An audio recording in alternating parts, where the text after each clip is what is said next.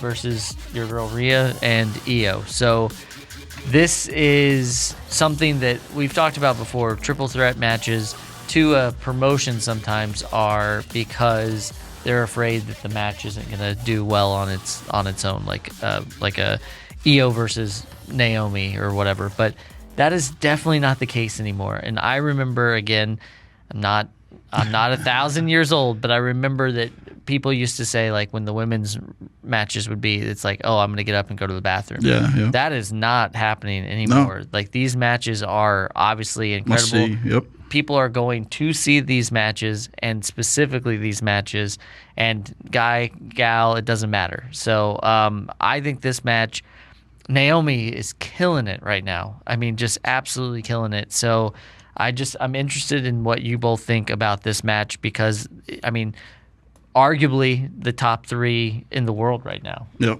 Yeah, I mean, this is probably the match I'm most excited for this weekend. I would love for it to main event. Unfortunately, it'll probably open one of the nights, or Sunday, right? Yeah. Rhea versus IYO at Evolution, I think, was one of the best careers of both their matches. I was on the edge of my couch the entire time. I couldn't barely hold my breath. Like, incredible. And then Naomi, going back to Total Divas, I remember when she was on the show, they tried to turn her heel, and she just could not do it. So seeing her crush this heel turn, I'm obsessed. I'm really excited for this one. And as much as I hate to say it, I do think Naomi's going to retain because I think it's going to play into another women's match that's going on with Tiffany and Jade.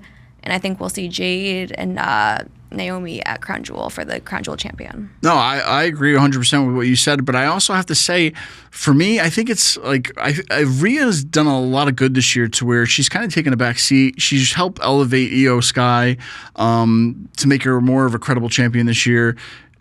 You know, last year at this time, was it last year where she main evented the Perth show? Mm-hmm. She had her own main event for the Australian show, and Rhea's at the level to where she doesn't need a championship anymore.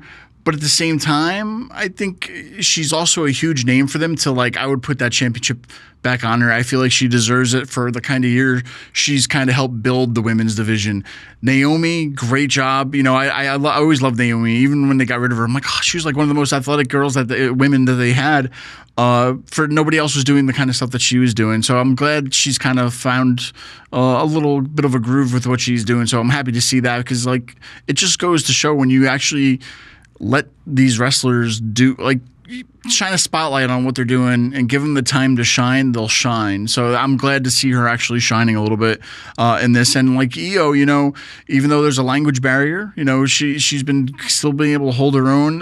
She could speak in the ring. She doesn't need to cut promos all the time, right? Like, I feel like she's been doing incredible in the ring. She's one of the most incredible talented wrestlers that WWE has and have had.